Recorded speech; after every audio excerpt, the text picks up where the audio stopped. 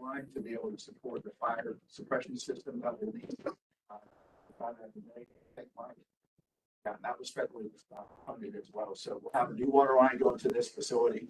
And again, it'll be a really nice addition to be able to support grounds maintenance out west.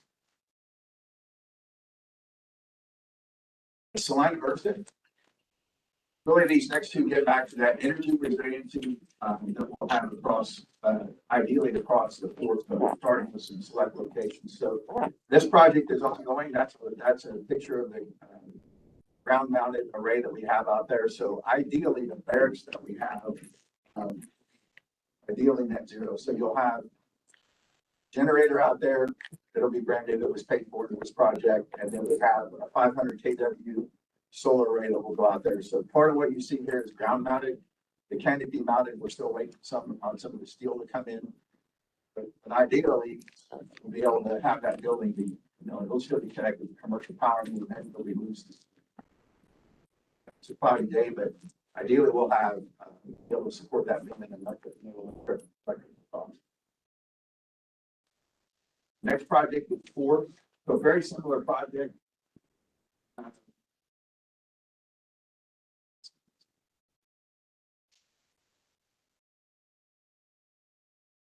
So Forbes Field, the addition to this project, so we'll have the canopy mounted, but this will actually have the battery backup, the battery storage. So what we didn't get in Salina just because we didn't have the funding to be able to do that. We got the infrastructure in place, but the battery backups won't go in. But Forbes will actually have the 3 Army buildings where we've got Army folks working out there. We'll have the solar, a battery backup, and we'll have power generation. So the initial run will be where the tag sits today, the building 2005. Building 670, which is where our federal HRO resides, and then there's Civil Support Team, Building 2003. Will all have that power generation, battery backup, and the solar out there. So the next thing for us to do is once we get the boss's new building built, we'll go back in and we'll add that to the portfolio. That really is the center of gravity for Forbes. So we've got a construction agreement that we work. So when the federal dollars come in, there's an agreement between the federal government and the state that allows us to spend that money. That's getting signed. So once that's signed, we've already got the designer. Let's say out of Topeka, one was selected for that. So they'll go into design and we'll go into construction sometime probably late next year. So KCK Act of Nature. I think I briefed this once before, but if I haven't briefed everyone here, the Kansas City project, when we had a storm come through, we just put the sprinkler system in. We had a head that was relatively close to an exterior wall. Unfortunately, my window, we had 30 degrees below wind temps. That head broke. We had about 200,000 gallons of water that came in our building, which is not ideal. So the pictures that you see here are primarily from that main floor and from the basement. So we went in, we requested money to do an Act of Nature project. Instead of being a 50-50 split, if you get those approved, you have to get them in within 30 days, and there's a series of documentation that you have to have. But it raises it to a 75 federal share. And so we got our packet in and we were able to get funding to be able to go in and basically renovate that entire facility. So at the end of the day, if you had been through Kansas City, it needed some love, so to speak, but we'll be able to go in. That project has actually been awarded. The setting company was the one that got that one.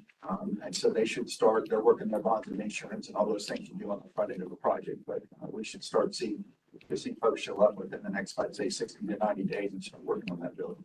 Ideally, we'll have that done December of next year, which is right when the unit comes back from their current deployment. So when they left, it looked like this. And when they come back in, it'll be a renovated and be a nice facility for them. See on the next slide, this kind of gives you a floor plan. So, about 100,000 square foot building. And again,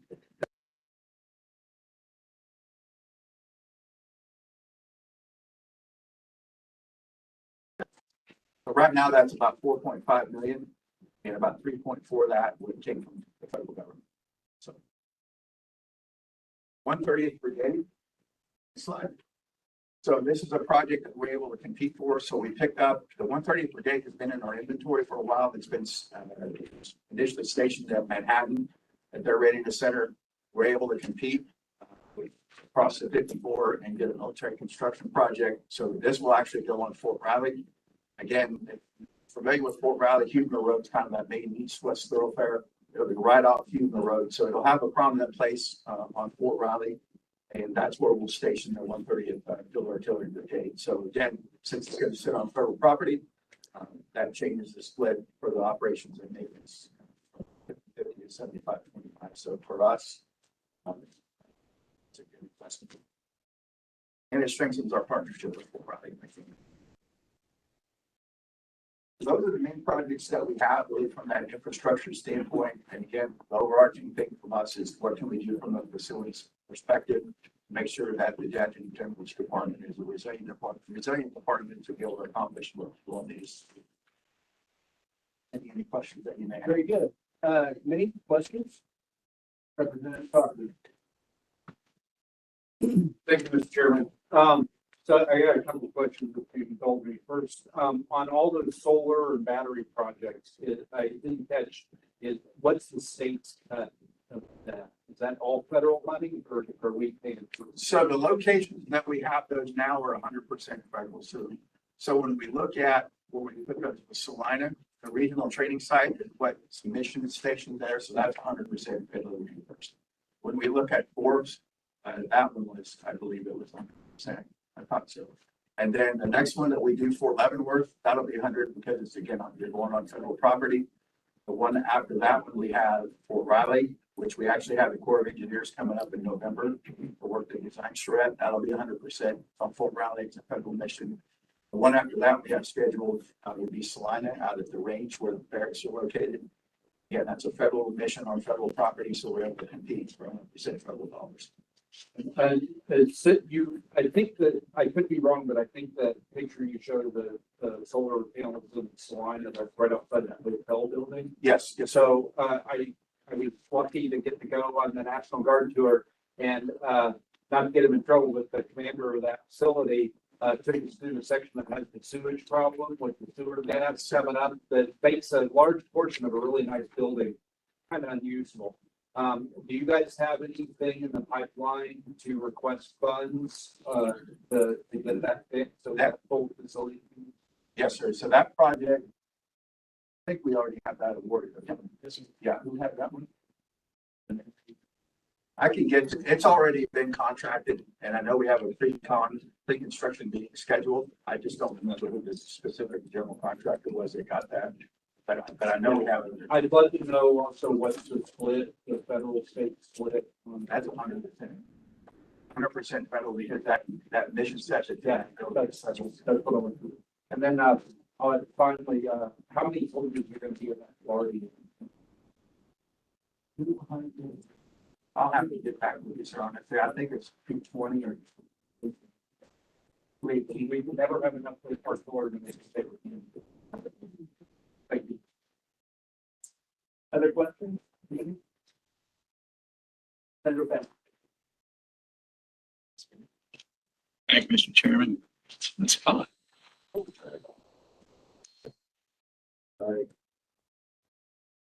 We wanted you to be heard. Come back on yet? Yes. Right. All right, Mr. Chairman, give that a shot. Not quite as hot. Well, why do you work? On the Forbes project, I noticed that there are a couple, possibly more, but parking lots that are scheduled to be covered parking lots. Why are we covering parking lots? I know it's nice, but it looks like extra 94. Well, the challenge we have with Forbes is there's not much land there to begin with. And so the canopy mounted arrays that we have allow us to continue to use the parking that we have and not take existing very limited green space. When we looked at assigning the Joint Force headquarters space, that owned by the Air Force, and they definitely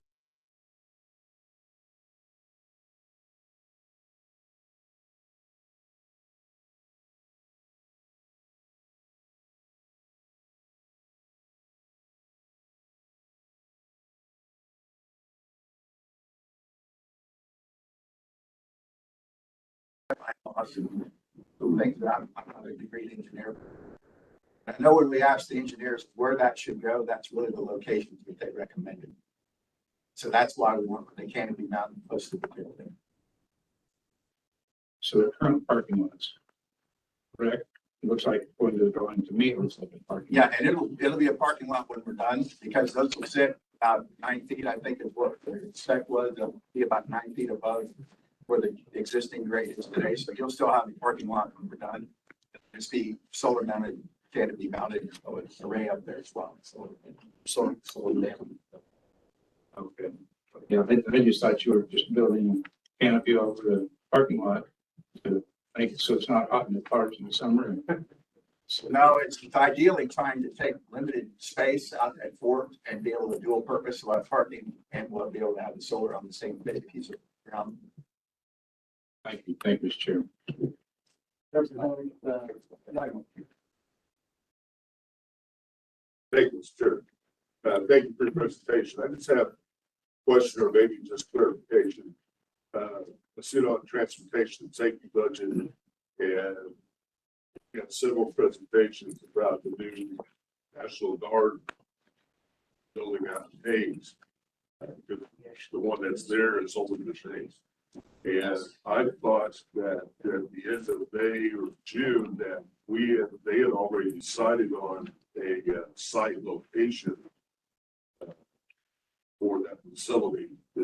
Was that not the case? No, that is exactly the case. So about May or June is where we knew what piece of ground that we wanted. The challenge that we have is when we get from what piece of ground that we want, we have to get those appraisals by statute.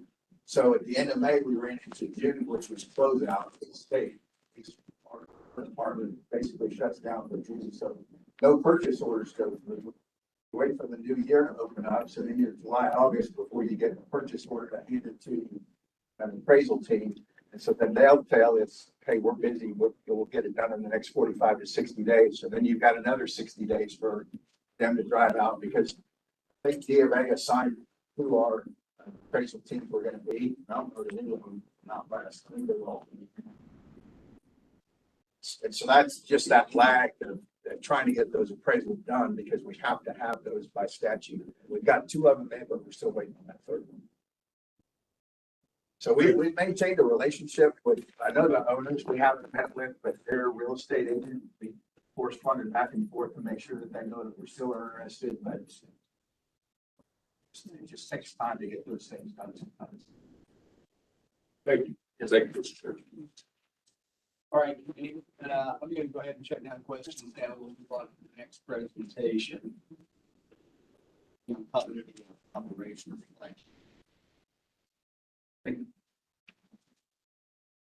Thank you for your testimony. We appreciate it. Absolutely. Yeah.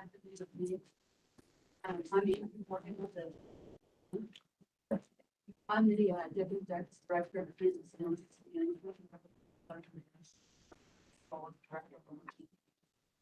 and I'm here today to give you a brief overview of continuity of operations of the plans, which we do a lot shorter to say, not quite such time by. And then along with me is Dirk Christian, and he is our Planning and Mitigation Bureau Director.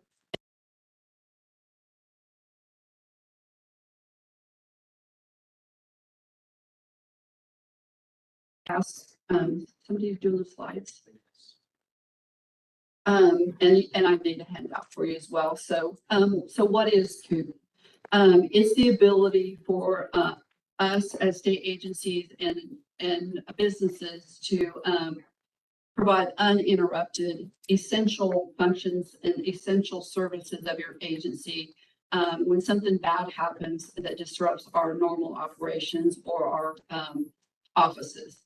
The next slide is really hard to read, so I provided you a small one-page handout that talks about the elements that we plan for in COOP. And I'll go through some of these, but really the important ones, and we'll talk about this later in the presentation on the challenges, is starting to define what are your essential functions. When you start talking about things like that, employees get a little antsy, like, what do you mean I'm not essential? Am I going to get paid? And, you know, everybody wants to look at their daily statutory authorities when you have to look at even if you're not a public safety agency, what are the essential services that the public needs for their life safety, and those type of things. So that really, once you identify those essential services, then that leads you to a lot of the other things in the plan. And all this is done before an incident, or maybe you have an incident or an actual event that prompts you to be more engaged in this. So it's all about delegations of authority. And if you move from your normal operations building to an alternate site, there's got to be a delegation of authority, because there's a difference of the decisions that need to be made. We've had several incidences in Kansas and state government. The Manhattan K-State Library on campus, they have a lot of lessons learned, and they've been a great COOP partner to tell us how that worked and how disruptive that was. And then we've had a couple of recent events that we'll talk about. But the thing with continuity of operations planning as well, like any other plan, is it's a living document. So you constantly have to review and make sure that you have the right people on your staff, because it is by position and name, that you have 24-hour contact for those people, that they're trained so they know what expectations are. They know if they're going to get paid, how they're going to get paid, what the policy is, where they're going to go, and those things. So it's a constant cycle of training, testing, and exercises of that plan.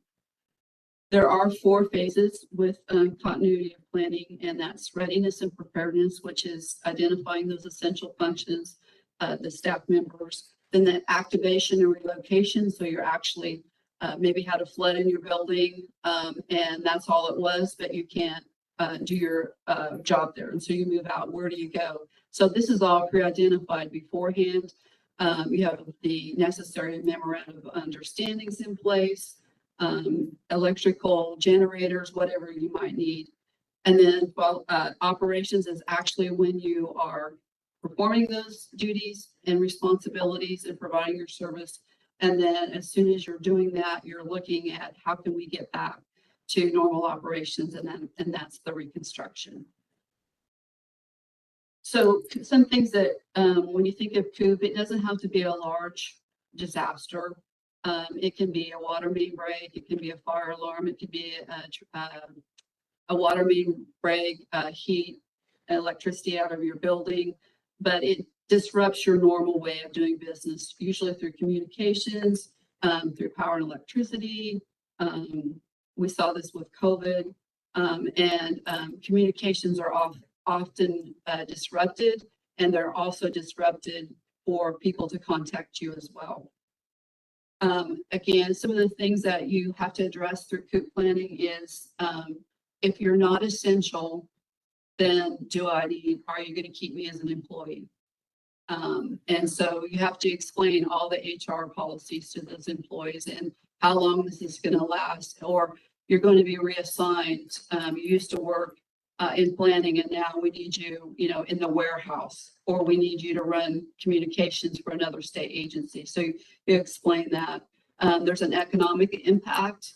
One of the things that the original COOP group did was look at our HR policies and how we were going to continue people to get paid. And the policy that they adopted was that we'll look at your normal 2-week salary, and that's what you'll get paid. And then any vacation, sick leave, overtime would be, caught up when we were back to normal operations. But if there's a disruption in that, and you're used to getting paid every other Friday, and you don't get paid every other Friday, I think we all live from paycheck to paycheck or month to month. And so that causes a lot of stress on families. And then how do you convince people, especially leadership, that COOP is important? And I'll just show you the next slide. And this is Greensburg on May 5th of 2006, when everything was wiped off the face of the map, pretty much. No courthouse, no hospitals, no schools, no grocery stores, no businesses, no power, no communications, no sewer, no nothing. And they had to reconstruct government. They had to find facilities that were outside of the affected area. They had to talk with the historical people about preservation of records. And so that got Governor Sebelius's attention. And then the next slide is the honorary bug that we just got through. And I just picked COVID because of the pandemic. So the next slide, please. So in 2007, I spent 9 months in Greensburg. And when I came back, the governor at the time was very adamant about coop planning, which was really good because at the time it was shortly after 9/11 when the attack happened at the World Trade Center and the Pentagon. And we were preparing for some type of pandemic flu. We didn't know what it was. Certainly it wasn't COVID at that time. So we had biothreat teams, and there were a few state agencies that were heavily involved in coop. And so when she said, this is important, I want Caden to take the lead. We formed a group, and we chartered that group in 2007 in August when I got back. And the next slide shows you the original core members of that charter group. And the ones in bold are still, they are the ones in the cabinet, they're cabinet level. But you can see that it wasn't just important to the state agencies. You'll notice that the Department of Insurance was one of those original grandfathers, Secretary of State, the Juvenile Justice Authority, the courts are involved. And so that's when we came together and we started prioritizing and making subcommittees to do what needs to go in a plan, what planning software do we want to have. We had a training and exercise committee. So we have been very active since 2007. The state agency COOP team meets quarterly, and they have an annual exercise, and they brief to the Governor's Commission on Emergency Planning and Response once a year. So they are very grateful, as all of us are, about the executive order. And I just wanted to leave you with a little bit that we didn't start from ground zero when this EO came out. We had several state agencies and non-state agencies that either had approved COOP plans or were actively working to get their plans done. And then I think tomorrow when Dave Young briefs the Fusion Center, maybe this will tie into a little bit more of the necessity, the reason why we're making sure this exists today, if that makes sense.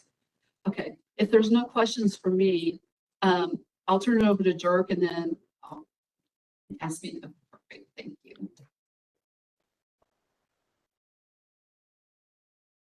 We got a couple of events going on, so I'm freaking out. Good afternoon, Mr. Chairman, committee, Dirk Christian, Planning and Mitigation Bureau Director at KDEM. I've got a history with continuity of operations planning. I was actually one of the Adjutant General's Department planners as a young field grade Army officer back in 2007 as I started. And then, I retired from the military about 5 years ago, worked at the fire marshal's office for about 4 years, and a year ago, Angie asked me to come on the team as a bureau director. We started talking coming out of the pandemic about continuity of operations planning and continuing continuity planning, looking at lessons learned from telework during pandemic, as well as current and emerging threats. And I think you'll see some of that when Dave Young talks. The governor had been receiving some briefings and some updates from Dave Young, and we got together this spring. I believe it was in April, and we met. We talked about current threat. We talked about emerging threat, and even though the CPER Continuity Planning Committee had been meeting, there really weren't. There wasn't a forcing function for agencies to engage in continuity planning and continue to update continuity planning. With that, the governor's executive order, when it was signed on July 21st of this year, Executive Order 2303, if you look at slide 12 in your handout, what it is it was built so that each of the executive agencies, executive branch agencies is required to develop and approve an updated continuity of operations plan before December 31st of this year. And there's a measurable timeline in there to measure progress. We just had agencies report out on their current progress as of September 30th. And I was happy to report quite a bit of progress to the governor's office when I reported here about a week or two ago on the 6th. But we've got agencies that are continuing to work their continuity plans over the next quarter. The executive order requires that each agency designates a continuity manager for the development and for the maintenance of the plan. Plans are to be reviewed annually. And our office provides technical assistance as far as we provide the software platform. We use Bold Planning Solutions, and we have developed software. I think we've been using it since almost 2010 with its updates. It's called Coop Kansas, and it's a state template that has been built for best practices of continuity planning. We looked at FEMA's 2018 circular on continuity planning, continuity of governance, and we have continued to build our template out so that it covers all of the aspects for continuity planning for an agency. We provide training on that, and then I have 2 planners that work in our office on a daily basis that provide technical assistance, whether it's in group seminars and training workshops or one-on-one with state agencies as they're developing the plans. And then we are going to be required to provide an annual report to the governor's office based on where each of the executive agencies is on continuing to maintain their plans in the future. So we're phasing this because there are 65 agencies, not including Board of Regents, under the executive branch. We're looking primarily at cabinet agencies first and foremost. And most of the cabinet agencies had already started working continuity plans or had continuity plans. Maybe they needed to be updated and revised. So there's a slide 14 page. Yeah, slide 14. Just showed approved plans that we had worked and approved already from July until just this week. And I was happy that yesterday we actually approved an updated plan for KCC, an updated plan for Department of Administration, and an updated plan for the governor's office itself. All yesterday those plans were approved. We are getting ready to go through a re-accreditation for the Emergency Management Accreditation Program, as we call it, EMAP. And with that, the new standard, there are 66 different standards that have to be accredited for an agency to be nationally accredited under EMAP for emergency management. The newest standard is the 2022 version, and continuity planning took quite a bit more traction in EMAP accreditation. We had to define each of the essential agencies under the Kansas Response Plan, and then all 11 of them had to have an updated continuity plan. And we're happy to announce that as of yesterday, we're heading into EMAP accreditation next week, and everybody has an approved plan. We look at COOP in progress. As I said, Department of Administration's plan was approved yesterday. We're working with each of the other cabinet agencies, and many of them are very close on having an updated plan. And they have until December 31st to sign in and approve a plan. As far as non-cabinet agencies, we've looked at partners as part of phase 2, partners that we work with quite a bit in the Kansas Response Plan and in the State Emergency Operations Center. State of Kansas Forest Service and the State Fire Marshal's Office and KCC. So we've prioritized based on executive level agencies that we spend quite a bit of time working through disaster operations with, and we've assisted them, and many of them already have approved plans as well. When you look at the slide on technical assistance, which is slide 18, the subscription for Bold Planning we pay for through the Emergency Management Preparedness Grant each year. It's an annual subscription to Bold software. We provide training in-house. All of our personnel have actually been trained by the trainers at Bold, and then we've done a train-the-trainer program. So we've cut costs quite a bit in providing training in the state. We've provided training to judicial branch. Judicial, if you remember, almost 2 years ago, the state Supreme Court also mandated that each of the judicial districts would have an active and up-to-date continuity plan, and they have until December 1st, 2023 for each judicial district to have an up-to-date continuity plan. So we've been working with judicial now for about a year and a half on the progress that they're making. All of their plans are also in Coop, Kansas in bold. So we've provided the technical assistance both to judicial now and to executive level agencies. We're putting on planning workshops at least on a quarterly basis. And because there is this large influx of interest this last quarter, we're actually doing Coop training Wednesdays. And we've essentially booked a room about this size in Eisenhower Preparedness Center there at Nickel Armory. And we're providing training on a weekly basis for anybody that wants to come, or if they just need some extra time and one-on-one expertise as they develop their plans. And just working with state agencies that way. And then again, the maintenance and annual review, we're going to continue to do workshops, and then we'll continue to meet quarterly with the COOP, or the Continuity Planning Advisory Committee, which reports to the CEPR. I'll have to report to the CEPR at least annually and to the governor's office annually. But each of the state agencies on the COOP Advisory Committee, we continue to meet quarterly. And we look at not just at what does it take to put together an up-to-date or a revised continuity plan, but are there national emerging trends? Are there emerging threats? Are there cyber issues that we need to think about? You know, one of the things, and you'll look at slide 19 on common challenges, and it's not on this slide, but the biggest common challenge that we've seen so far is that everybody plans, that they write their continuity plans when the lights are on, their computers work, all technology works.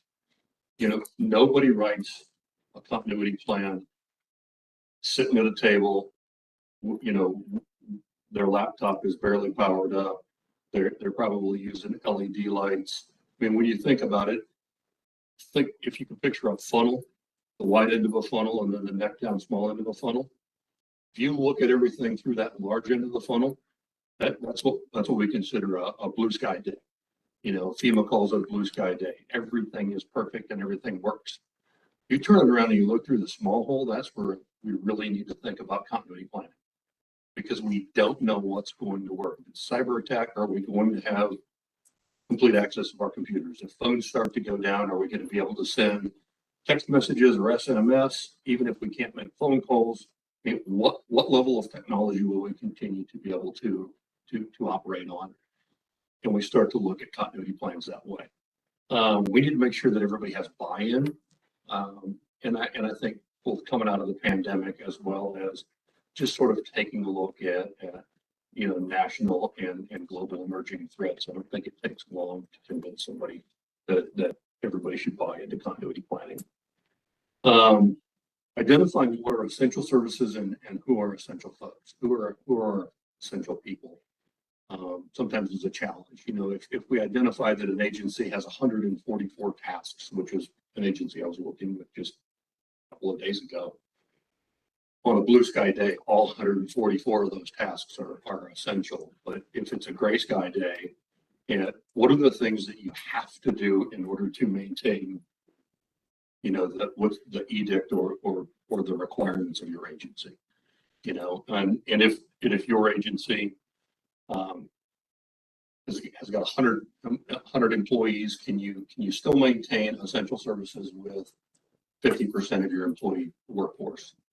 For instance, you know, one of the things that Angie and I had a conversation not all that long ago, and I've had this conversation now with the COOP Advisory Committee, we routinely plan to lose power for 7 or 8 days in an ice storm. I remember the December 2007 ice storm. I lost power at my house in Topeka for 7 or 8 days.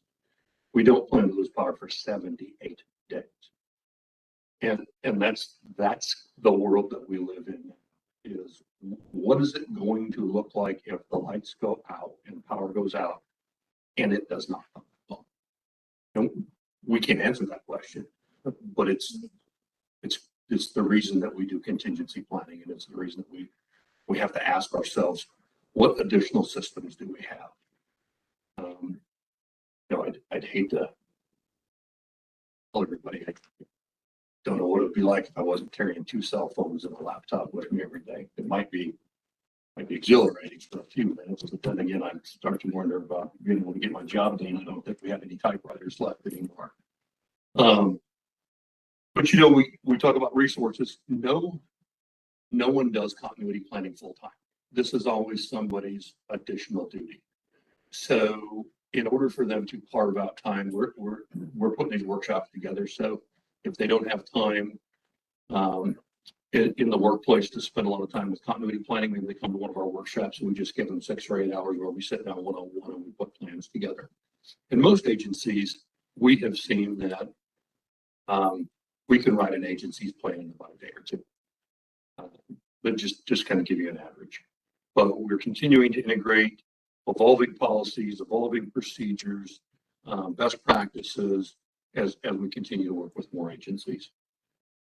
Looking at some common challenges, we anticipate short interruptions of service. We don't anticipate long interruptions of service, and I don't think that we have fully grasped how could we sustain ourselves as state agencies if we didn't have an internet connection and if we don't have telephones.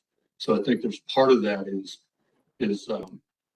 continuing to embrace all the aspects of cybersecurity, looking to OITS for best practices when it comes to cyber, and then if it means communication, does communication mean internet, telephone, or does communication mean face to face?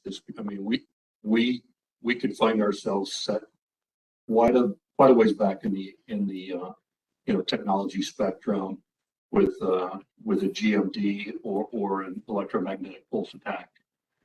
So we need to think worst case as well. It doesn't require a lot of funding to do planning. What requires some additional funding is, do we have backup servers? Do we have backup equipment? Do we have backup facilities? Do we have backup power? Those kinds of things. And where we can find efficiencies, we definitely look for that.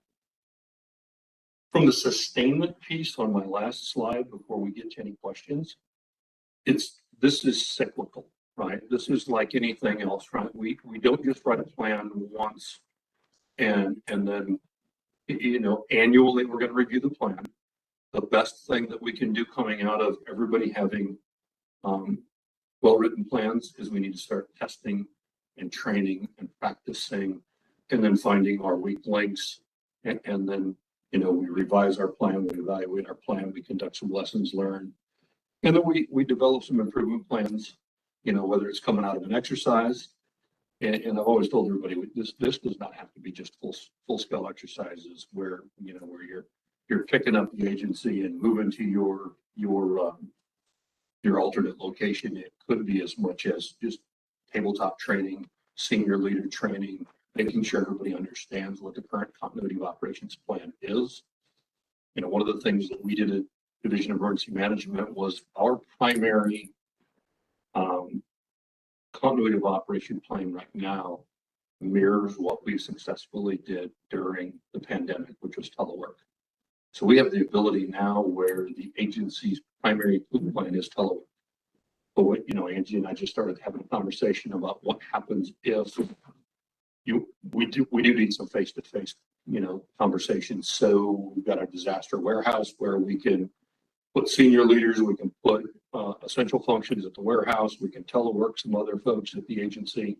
So we sort of came up with a hybrid plan.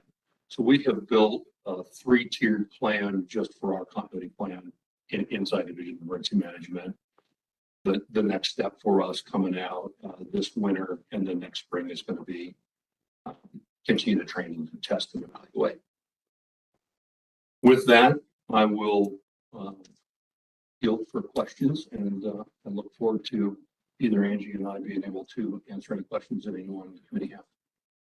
All right, thanks for the presentation. I'll tell you what, yesterday, I was part of the pre-exercise for radiological release, Wolf Creek, and went through that. Anyway, something came up about how we are going from handwritten notes, memos that we hand out to, we're trying to get more electronic and more electronic. And part of that is because they can't even find those triplicate memos. Something that everyone would use to do that. Which gives you the impression that everyone's thinking that it's gonna be okay to go all electronic, but we'll always be able to do that, right? We won't need. And so the message I'm getting from this is, we are getting way too far to the electronic side of things. And who all is paying attention? I'm glad there's conversation happening, especially in continuity operations, about what do you do when you don't have them electronic?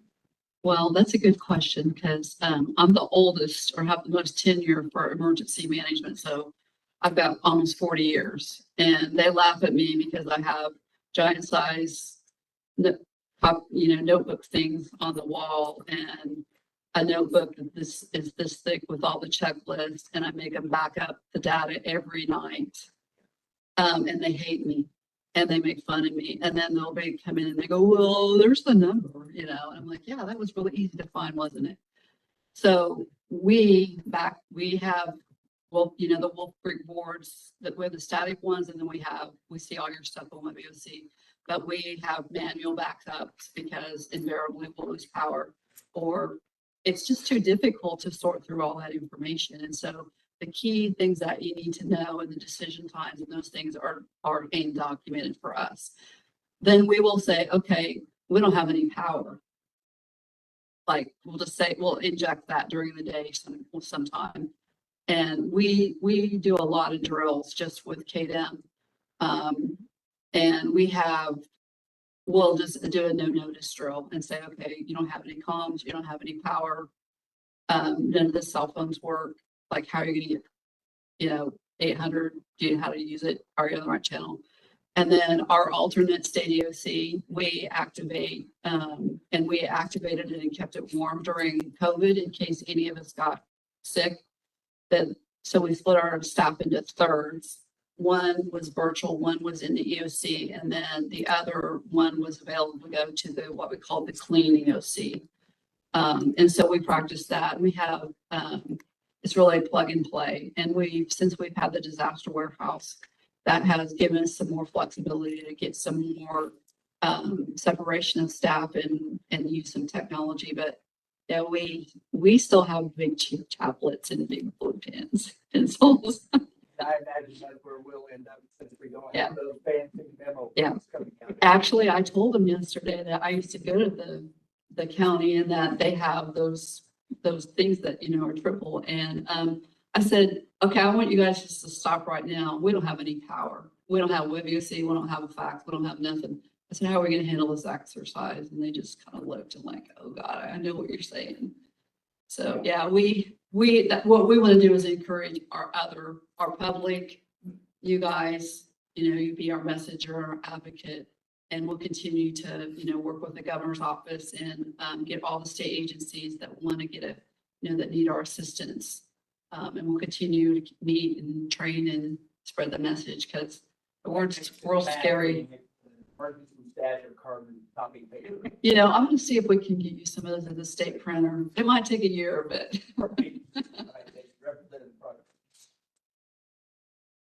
Thank you, Mr. Chair. First of all, thank you for the presentation. So really enlightening day at Wolf Creek. And I wanted to ask you a question about it because on the one hand, it was very heartening that you had analog, the things controlled by switches and old style electronics that you can't hack. But then on the other hand, if they were ever a victim of a cyber attack, they could just blink off the net and nobody would know what's going on there. And if it was a complex attack or there's some compounding problem, what is your kind of constant link or communication of DOC with? With Ian. Okay. Yeah. Well, we're regulated out the wazoo, I guess you could say it, by the Nuclear Regulatory Commission and by FEMA. So we have to have graded exercises that are evaluated, and we have to demonstrate certain things on a schedule. And then every year, at 4 years, we have to do what's called a hostile action-based exercise. And that means that there's intruders that have gone into inside the fence line. And then it brings in a lot more 3-letter federal agencies with us. And we just did a tabletop on that again a couple months ago, I believe. So the state always supports the county. So our and we worry about what's outside the fence line. So whatever's going on with Wolf Creek, we want to help them mitigate or release. And we know about the different barriers that you saw, like the 3 barriers. And then there's, they talk about alerts and unusual events and site areas in generals? They did. Okay, so we have code words that we have to verify if there's an actual, and in those classifications, there's certain steps and responsibilities that we have to do. We get notified the same time the county does from the control room. We send people down to the emergency operation facility. I don't know if you guys saw that today or not. Should go to EOF. And they send people to us. We make all of our decisions collectively. So as soon as we know that there's an event, usually a site area or general alert, we've had some rural ones and lots of NUEs, and we've had what we call good guy calls. So if they have an accident, just like stub their toe and fall down accident, we call that a good guy call. And then call and say, hey, Coffey County's dispatching an ambulance, or there was an incident at the lake, at the Coffey County Lake, but it's okay. And we call those good guys. And it's just like, oh, thank you, And then we have some alerts. We had ice frazzle where it went on for months, had to do with keeping the temperature at a constant temp thing. And that's what we think will happen in a real event, is it will be a long lasting buildup where we'll have a lot of things to do. But we always plan for worst case, which is freak out. And so when we get that site in general and we get the county commissioners together in Coffey County, we establish a conference line between the state policy group and then Coffey County policy. And we just continuously take it off mute and we verify information. We send, KDM sends folks to Coffey County. We send a team to the emergency operations facility with Wolf Creek, and so does KDHE. And KDHE is in our policy room of the state EOC as well as Department of Ag. And we have a Wolf Creek representative in there. We used to have the commission in there, but now with technology, we've just used the open line. But if we have to go face to face, we'll initiate that again. So we plan, train. We have a joint information center, so it's one message, one voice. Yeah, it's well oiled. I want to talk to you a little bit more. Okay, all right. And while we maintain, sir, while we still maintain, everything is through what, WebEOC computer interfaces, much like what in most, emergency operations centers command activities, we still maintain a complete analog system where everything it's data driven, but most of our actions are backed up on hard copy, where our communications officer, watch officer, staff duty officers are essentially filling out paper forms. Multiple copies are made, distributed out to each of the command and general staff functions, and everything is analog to include maps on the wall. So there's some good redundancy there. All right, any other questions? Thank you, Mr. Chair. I'm trying to be quick. On slide 11, you have the bold print of original members, and I notice there's a few that, are still in existence today outside of the executive branch. Do we anticipate those coming online, so to speak, or plugging back in? There They're still continuing to assist, and they're still continuing to write plans, like Board of EMS, for instance. Some of the boards, even some of the smaller boards, we have, just the other day, we updated and we're writing the updated plan with Board of Cosmetology because they wanted their plan. They all saw the executive order and wanted to continue to update whether they were one of the 65 mandated executive level agencies or like Board of Regents, for instance. But the majority of the major universities are all continuing to work with us and their plans are in. I think we have in total with jurisdiction, with judicial, with, and then we've got some plans that we need to call out, but I think we're sitting somewhere in the neighborhood of 180 active plans in Cook Kansas right now. And then like Secretary of State, the Department of Insurance. Continuing to interact with us, even though they're not mandated. Thank you. Any other questions? All right, thank you for your presentation. Committee, and the putting up with the challenges we had today with the remote committee assignment, and being present for the tour. Thank you for coming down and joining in on that. The nature of what we do requires that we have a broad knowledge of what's happening. So there are so many things we have to get in that we try to get something in at the end of the day here to help give us that foundation that we need to make some decisions. Tomorrow we'll be back up at the peak at 582 North at 9 o'clock in the morning. We'll start. We have a full day of presentations. I want to thank the Coffey County Library for allowing us to be here today. Are there any other questions anybody may have about the meeting today? All right. Thank you all. We'll see you in the morning. Great.